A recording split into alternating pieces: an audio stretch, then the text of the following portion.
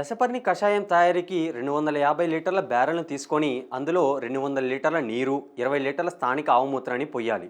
తర్వాత ఒక కుండలో 5 లీటర్ల నీటిలో 2 కిలోల స్థానిక ఆవు పేడను తీసుకొని బాగా కలిపిన తర్వాత ఈ మిశ్రమాన్ని 200 లీటర్ల నీటితో కలపాలి.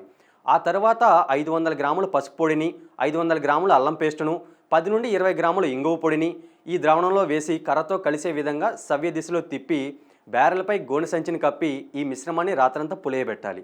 మరుసటి రోజు ఉదయాన్నే 1 కిలో బాగా పాతబడిన పొగాకు పొడిని, 1 నుండి 2 కిలోల పచ్చిమిరపకాయ పేస్టును మరియు 500 గ్రాముల స్థానిక వెల్లుల్లి పేస్టును ఆ ద్రావణంలో వేసి కర్రతో బాగా కలిపి గోనె సంచితో కప్పాలి. తర్వాత రోజు ఉదయాన్నే ఏవైనా 10 రకాల ఆకులను ఒక్కొక్కటిగా 2 కిలోల చొప్పున తీసుకొని ద్రావణంలో వేసి కర్రతో బాగా కలిపి ఈ మిశ్రమాన్ని 40 రోజుల పాటు నీడలో ఉంచి ప్రతిరోజు ఉదయం మరియు సాయంత్రం 2 నిమిషాల పాటు సవ్య దిశలో తిప్పి 41వ రోజున పల్చటి కాటన్ గుడ్డతో వడకట్టిన తర్వాత ఉపయోగించుకోవాలి.